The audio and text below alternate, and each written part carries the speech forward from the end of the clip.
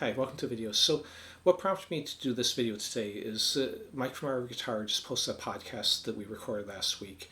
And in that it's 2 hours and 21 minutes of us basically just chatting about everything to do with playing guitar when I used to teach him, because I was his first guitar instructor back when he was a teenager, around like 1990 or so. And martial arts, because we both do that, my time I spent at G.I.T and my experience with that. So a lot of different topics. One of the topics we covered though was him talking about the things he learned from me that he thought really helped him in his playing. So since we didn't have any guitars there, we were just talking. I today wrote up some of the topics he said he remembered me teaching him, and you can download the tab for free on my Patreon page. The link will be in the description. You never have to remember; it's always free. So the things I'm going to go over are 3-note per string scales. I'm just going to cover one of them as an example, because I've got videos that teach all those already. Groupings of 4 that he's talked about really obsessing over and trying to get down, which is basically a sequence of 4 notes moved through a scale. And we'll move that through a minor scale. 3-string arpeggios, so demonstrate a couple examples of those, and then like you can do combined together. Economy picking. Yeah, so on this, because basically he hadn't really done economy picking before our lessons, and I also helped him out with sweep picking. So the fingerings are underneath, pickings on top. It's the economy picking I do, which is not always a strict economy picking, in that if I'm set up to do a mini sweep on the string changes, which is basically what economy picking is. It's alternate picking with those sweeps in it. And I'll put a link up in the corner for a video on that if you want more details on that. But basically, when I'm doing it, I don't line up the strings so that I automatically can sweep them. If I'm in position to sweep it, I will. If I'm not in position because I just did an upstroke and the next one will be a down, then I'll just alternate picking. So let's go ahead and jump into this. So economy picking really works easily when you have numbers that allow like an odd number, like 3-note per string scale. The other thing that's, because then I can go down, up, down, down, up, down, and move through. If you've never done the picking before, maybe just try that by itself, and then coming up, up, down, up, down, up, down, up. And allow the pick to just kind of fall between the strings when you do the string changes.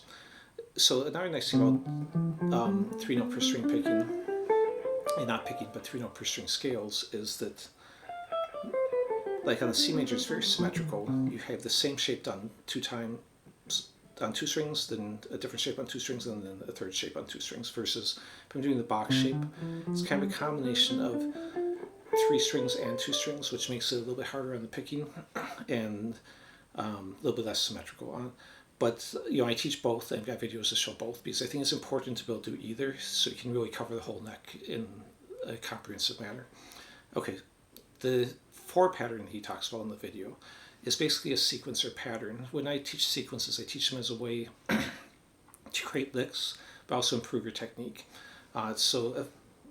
Basically, this is a sequence that does 4 notes and then moves up 1 note on the scale and does 4 notes from that. So I would consider a 1, 2, 3, 4 pattern. So I'm going an A minor, 1, 2, 3, 4, then move to a second note and do 4 notes from that. 1, 2, 3, 4, then third note.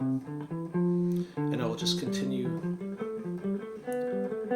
up the scale in the same way. I'm staying in position as much as I can, so when I do, and then I just reverse it. And again, the picking is written out there. But so for example here, you might do the scale this way, but when I'm practicing doing a lick like this, I'm in the same position. So I'd use this finger, then we're shift. And when I'm going here, I'm going to use the pinky. I'm not going to shift until I need to shift. That way, if I shift here, then I have to shift back if I need those. But if I'm improvising, I might be doing something where I want to be coming back to where I came from. So I'm not going to shift until I need to shift. So at this point, you could either shift, or I could continue with that and shift it when that note comes up. And a good way to work this too is don't take the whole thing at once. Take just 2 strings and get that down. So go.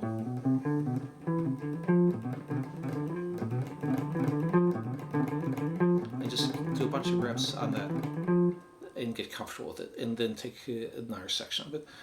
That way you can just kind of build up speed with it. It's going to be a combination of, again, alternating and those sweeps. So this will be down, up, down, down, up, down, down, up, down, up, down. Now if I'm going to repeat it, I'm just going to come back with the upstroke. So that first note will change. It won't be a downstroke on that. Okay, so anyways, that's the 4-note groupings. You can do it in any scale. I can even take, if I want, and shift it through different positions. So I don't have to, or shift it on the single string. It doesn't have to be just in one position. So another thing we talked about was the small arpeggio shapes. So when I teach arpeggios and sweeping, usually I do with just a small shape like a D minor. So first I'll be going just down and up so you can get used to the sweep picking. I did a video on sweep picking if you need help with that. I'll link that too. Then I'll maybe add the 7th piece, a little less stretch and going to the octave on that. When I do that, for me, you could just pull off that note. That way you get 3 down and 3 up. I usually pick that alternate picking, so I'll go down, down, down, up, up. The reason I do that is a lot of times when I always blend my sweeping and my alternate picking and economy picking together. So I might be doing a little sweep and then immediately go into a scale run. So I want to have the ability to, at any point if I'm doing a scale run, be able to go back and forth between the scales and arpeggios. Now that's tabbed up because I was just improvising that.